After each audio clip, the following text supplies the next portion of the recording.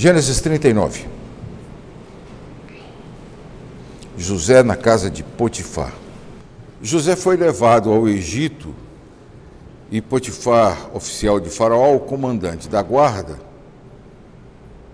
egípcio, comprou dos ismaelitas que o tinham levado para lá. O Senhor era com José, que veio a ser homem próspero, e estava na casa do seu senhor egípcio. Vendo Potifar que o Senhor era com ele, e que tudo o que ele fazia, o Senhor prosperava em suas mãos, logrou José mercê perante ele, a quem servia. E ele o pôs por mordomo de sua casa, e lhe passou às mãos tudo o que tinha. E desde que o fizera mordomo de sua casa e sobre tudo o que tinha, o Senhor abençoou a casa do egípcio por amor de José. A bênção do Senhor estava sobre tudo o que tinha, tanto em casa como no campo. Potifar tudo o que tinha confiou nas mãos de José, de maneira que, tendo-o por mordomo, de nada sabia, além do pão com que se alimentava. José era formoso de porte, de aparência. Aconteceu depois dessas coisas que a mulher de seu senhor pôs os olhos em José e lhe disse: deita-te comigo. Ele, porém, recusou e disse à mulher do seu senhor: tem-me por mordomo o meu senhor, e não sabe do que há em casa, pois tudo o que tem me passou ele às minhas mãos. Ele não é maior do que eu nessa casa, e nenhuma coisa me vedou, senão a ti, porque és sua mulher. Como, pois, cometeria eu tamanha maldade e pecaria contra Deus?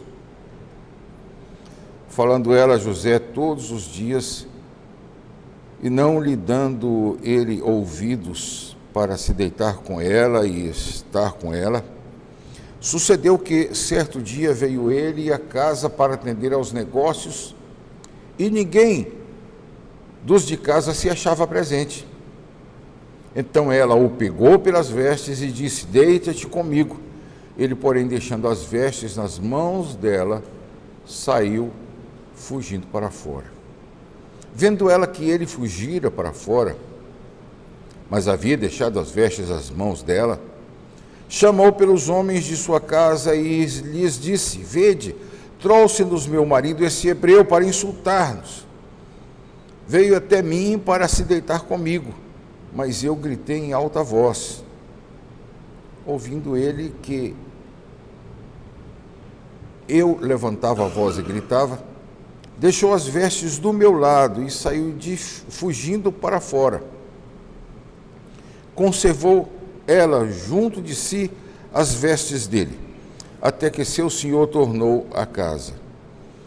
Então ele falou segundo as mesmas palavras e disse: o servo hebreu que nos trouxeste veio ter comigo para insultar-me. Quando, porém, levantei a voz e gritei, ele, deixando as vestes do meu lado, fugiu para fora. Tendo o Senhor ouvido as palavras de sua mulher, como lhe tinha dito, desta maneira me fez o teu servo. Então se lhe acendeu a ira. E o Senhor de José o tomou e o lançou no cárcere, no lugar onde os presos do rei estavam encarcerados. Ali ficou ele na prisão. O Senhor, porém, era com José. Ele foi benigno. Ele deu mercê perante o carcereiro, o qual confiou às mãos de José todos os presos que estavam no cárcere. E ele fazia tudo quanto se devia fazer ali. E nenhum cuidado tinha o carcereiro de todas as coisas que estavam nas mãos de José, porquanto o Senhor era com ele. E tudo que ele fazia, o Senhor prosperava. Meus irmãos, o contexto disso é muito interessante. Ele faz remissão a 2 capítulos anteriores.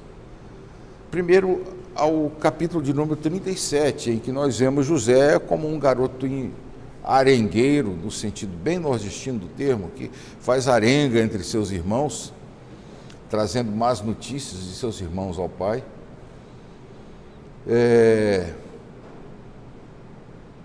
E aqui ele muda completamente. Você vê uma sobriedade enorme.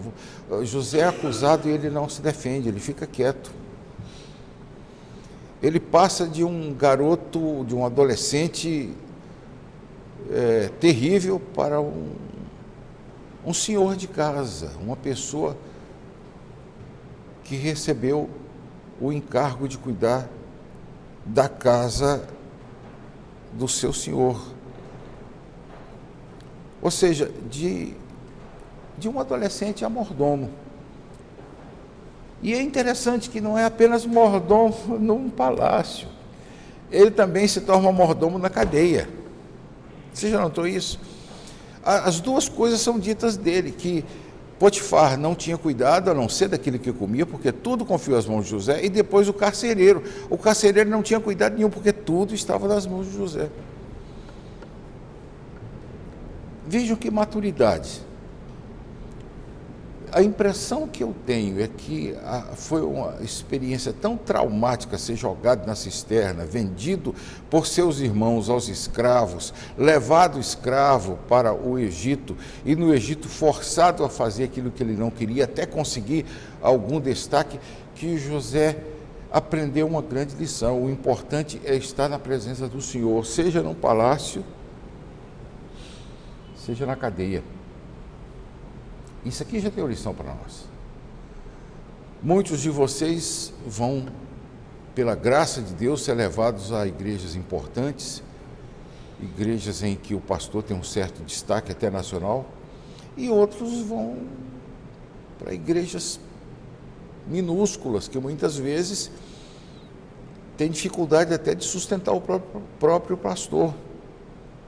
Como se portar em um palácio ou num local de dificuldades que é tipificado aqui como com o cárcere? É somente a bênção do Senhor. Mas a bênção do Senhor ajuda sobre outra coisa também. Nós cantamos no nosso hino que o inimigo falaz, a calúnia mordaz, Cristo sabe desprestigiar, nem tristeza, nem dor, nem intriga, a maior, pode o crente fiel abalar. E José deixa suas roupas com uma mulher terrível, que faz contraponto com a mulher do capítulo 38. E foge. E foge para não cometer o desatino. Segundo ele, para não pecar contra Deus.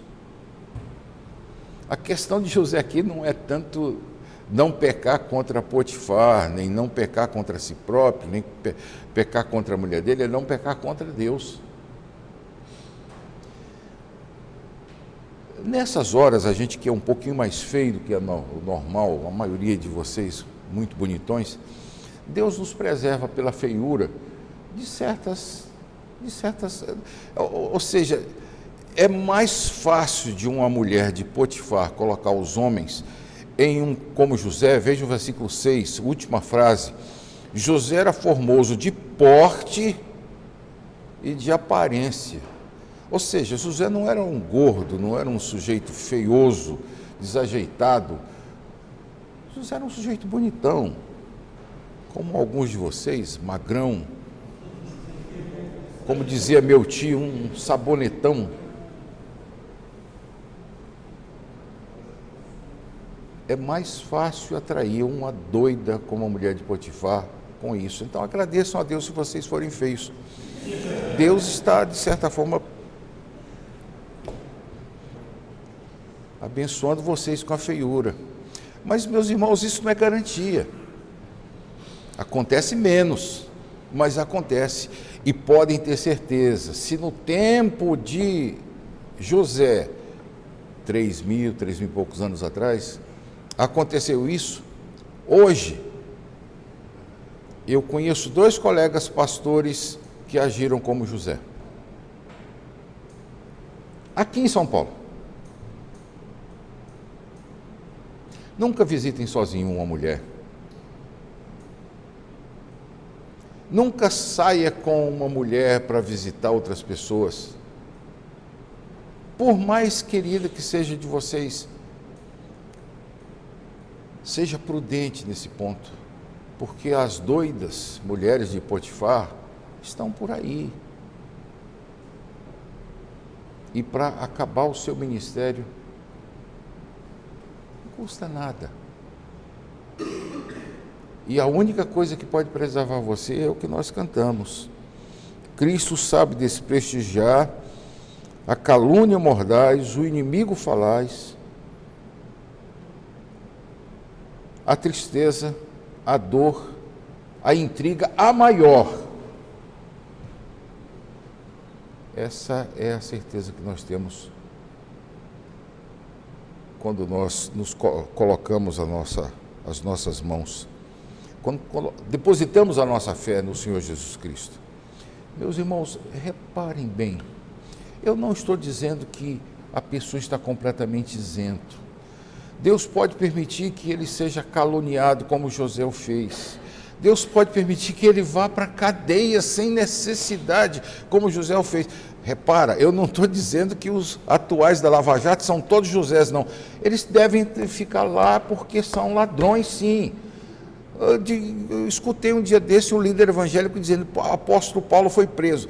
Não foi preso por desvio de dinheiro, não foi preso por concussão ou por todos esses nomes técnicos que são utilizados por essa turma de corruptos. Paulo foi preso pelo evangelho, José foi preso porque se negou a uma mulher má. Se você for preso por isso, que seja para a glória de Deus.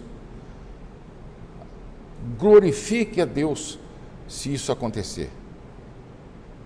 Mas não seja preso, como diz o apóstolo Pedro, como ladrão, como criminoso, como quem se mete nos negócios de outra pessoa.